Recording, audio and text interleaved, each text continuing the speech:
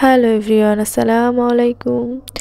আসিফ ফারজানা ব্লগসের আরও একটি ভিডিও নিয়ে আপনাদের মাঝে আমি চলে এসেছি। ফারজানা দেশ ও দেশের বাইরে যে যেখান থেকে আমার এই ভিডিওটি দেখছেন সকলকে অন্তরের অন্তঃস্থল থেকে অনেক অনেক ভালোবাসা। সকালটা শুরু করেছি, ঘুম থেকে ওঠার পরে আমি বিছানা গুছিয়ে নিয়েছি। যদিও আমি সম্পূর্ণ ভিডিওটা দেখাইনি, বিছানাটা গোছানোর পরেই দেখিয়েছি। আমার কাছে একঘেয়েমি ভিডিও আসলেই ভালো লাগে না, জানি না আপনাদের ভালো লাগে কি না। তার জন্য আমি একটু আলাদাভাবে দেওয়ার চেষ্টা করি। তো দেখতেই পাচ্ছেন বিছানা গুছিয়ে চা খেয়ে নিলাম।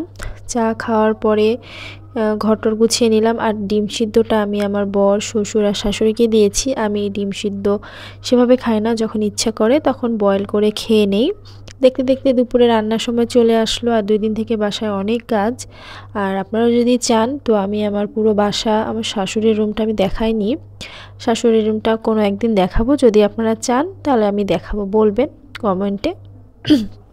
আজকে অনেক কাচাকুচি ছিল আম্মুর রুমেরগুলো, যেহেতু আম্মু নানির বাসায় ছিল, সম্পূর্ণ কাচাকুচি হয়নি। তো বড় আম্মু আসছিল, সে কেচে দিয়ে গেছে।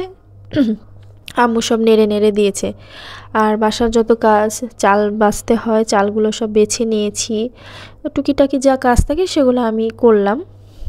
তারপরে রান্নাতে আজকে করেছি ব্রকলি ভাজি আলু দিয়ে, অনেক মজা ছিল। আর ব্রকলি ভাজি আমার খুব ভালো লাগে, ভাজি আইটেমগুলোই ভালো লাগে। এগুলো দিয়ে মনে হয় বেশি ভাত খাওয়া যায় না, আর খেতেও ভালো লাগে, শাক বলেন। তো ওই যে ব্রকলি ভাজিটা আজকে আমি করছি, বললাম বাসায় অনেক কাজ, ভেতরের কাজগুলো আম্মু করছিল রান্নার জায়গাতে, আমি আর বড় আম্মু। আর ঘরের কোনা কাঞ্চি মেরে আম্মুই ঘর মুছে, আর বড় আম্মু ডাইনিংটা আর রান্নাঘরটা মুছে দেয়। আপনাদেরকে আমার রান্নাঘরটা দেখায়নি, কারণ আমার রান্নাঘর কমপ্লিট হয়নি এজন্য। আর আমাদের চুলাতে ছাড়াও গ্যাসেও টুকটাক রান্নাবান্না করা হয়। তো চুলাতেই বেশি রান্না করা হয়, চুলার খাবারগুলো একটু মজাদার। এখন ফিল করতে পারি, যেহেতু বাবার বাসায় গেলে এই চুলার রান্নাটা অনেক মিস করি। তো দেখতে পাচ্ছেন আমি ব্রকলি ভাজি করে নিলাম।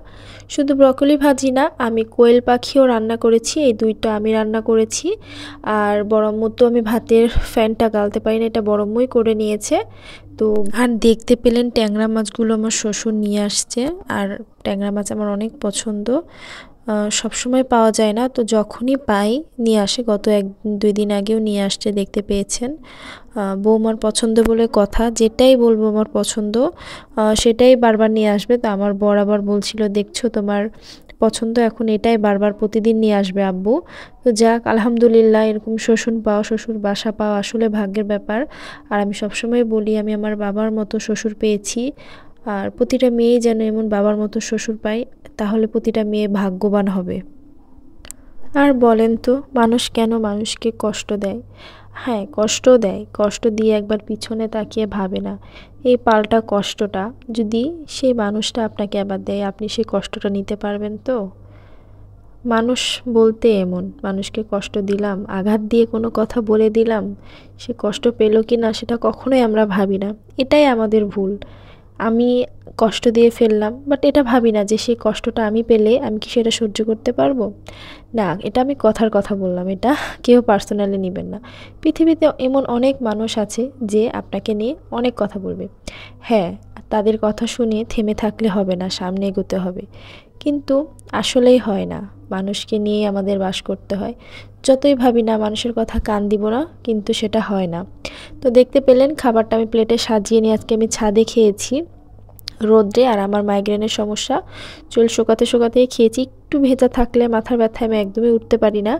আর সন্ধ্যায় চলে আসছি, কিছুক্ষণ শুয়েছিলাম নামাজ পড়ে, তো কাশির জন্য উঠে গেলাম। আর সন্ধ্যায় নাস্তা করলাম আমি চিকেন পাস্তা নুডলস। এটা আমার চ্যানেলে দেওয়া আছে, দেখবেন, ভালো লাগলে বাসায় ট্রাই করে দেখবেন, অনেক টেস্টি ছিল। আর সঙ্গে যদি থাকে কফি, আজকে ঝটপট কফি বানিয়ে নিয়েছি। কফিটা আজকে অন্যরকমভাবে আমি বানিয়েছি। যদি আপনারা সেই কফির রেসিপিটা দেখতে চান অবশ্যই বলবেন, আমি তাহলে নেক্সট টাইম আপনাদেরকে দেখাবো। আর আজকের ভিডিওটা কোনো অংশে ভালো লেগে গেলে অবশ্যই like, comment, subscribe and share করবেন। আসসালামু আলাইকুম, আল্লাহ হাফেজ।